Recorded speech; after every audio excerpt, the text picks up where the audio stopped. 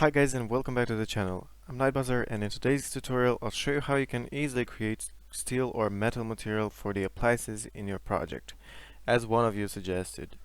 But before that, a quick note, only 3.8% of you are subscribed, so if you like my work and you want to support me, press the subscribe button because it's free. Thank you. Now this is just a little quick setup scene that I made using a lot of Twinmotion content, so I just uploaded the Twinmotion content into Unreal Engine, and if you'd like to see a video about that, let me know in the comments. I mean, the models themselves are nice, are great quality, good quality I'd say, and if you have better ones is even better, but the materials are just way off. I mean, the fridge looks like a big grey box, and the sink is way too white. And let me show you how it looks in path tracing. I mean, you can see that it's way too unrealistic. It's not how it's in real life at all. So let's try and change that. Now for starters, you need to have installed a Quixel Bridge plugin, and if you don't have that installed, you're missing so many things. So make sure to do that right now because it's very helpful.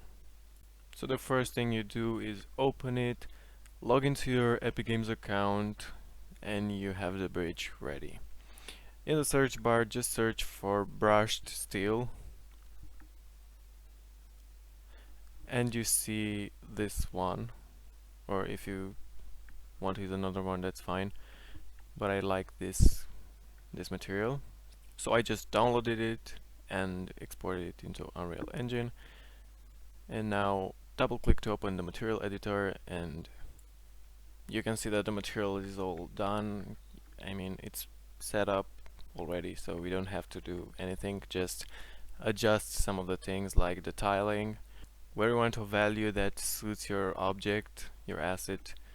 For me, the best value that suited my object was 0.5, but in your case that might be different, so just try it out. So for my personal liking, this material is a bit bright, so I'm just gonna go to the tint panel and make it a bit more gray, a light gray, so that it's a bit more dark.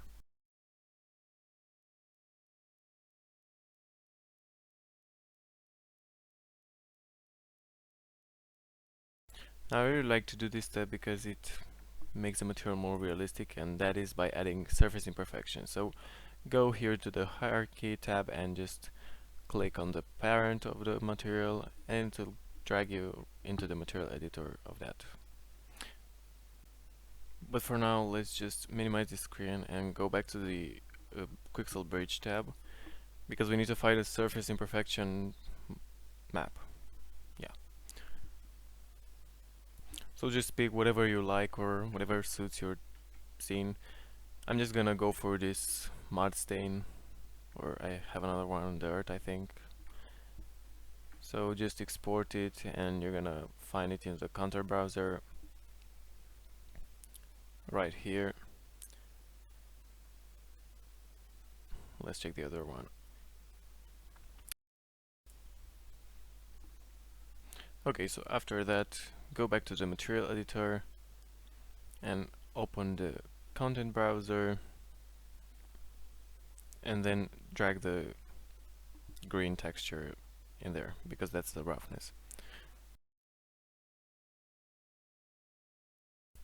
After that, you want to drag from this green button and release it and search for blend, and here is blend screen mode, and it's gonna plug it in there, and just drag from this white texture that is also roughness. You can see it's connected, and just put both of them into those.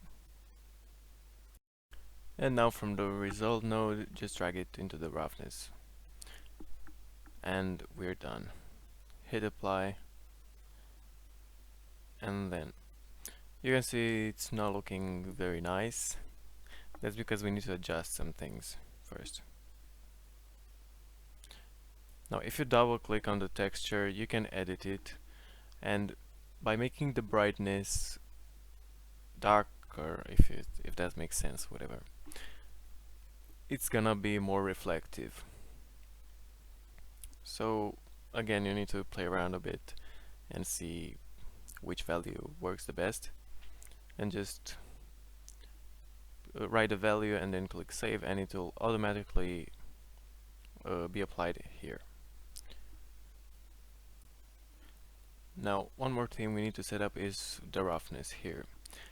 Check the first box for max roughness and just lower that value to maybe 0.7 or something like that. For me, this looks nice. I'm applying it to the fridge to see how the material is looking, and for now it looks pretty fine. Now I want to check the path tracing mode to see how it looks, to see if those imperfections are showing up, but I think you might need a bit more samples than 200 that I have, because it's not gonna show up, so I might have to make the effect a bit stronger. Okay, so I changed the texture to be a bit more pronounced, and now I want to go into the roughness, minimum roughness, and make the value a bit lower so that I can have my bit more reflectiveness out of this material.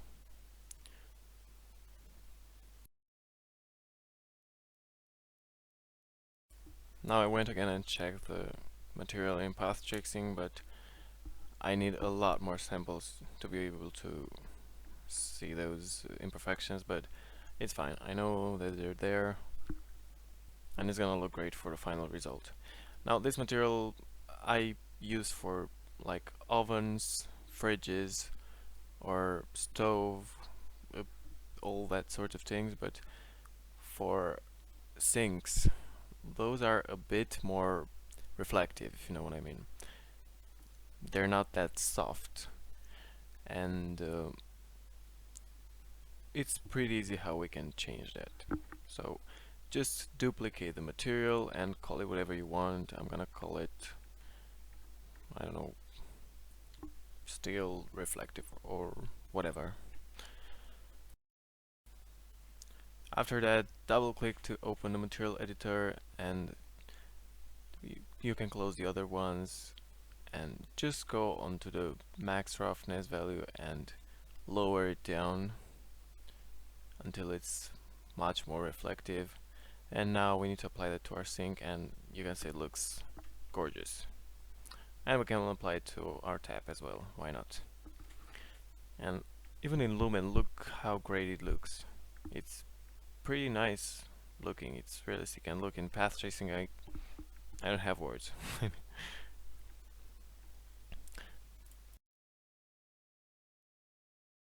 Okay, so with this one we're done. But now I want to show you, I know that there's multiple types of steel in terms of color, so I like one that is more darker, you know, it's like a dark gray steel. And I'm just gonna set the tint value to maybe 0.1 or 0.2, something like that. It's gonna do just fine. And I'm just gonna show you in Lumen. I mean, Lumen it looks a bit questioning, but in path tracing it looks pretty awesome. Let me just go to a better angle to be able to show you that, but my exposure is doing whatever it wants. So let me adjust that very quick. There we go, much better now. And now you might be wondering, well, this is all just steel and silver or whatever. What if I want a brass or gold-like material? I'm gonna show you how to do that, but it's very simple. I may apply this. Oh my god, look at that exposure.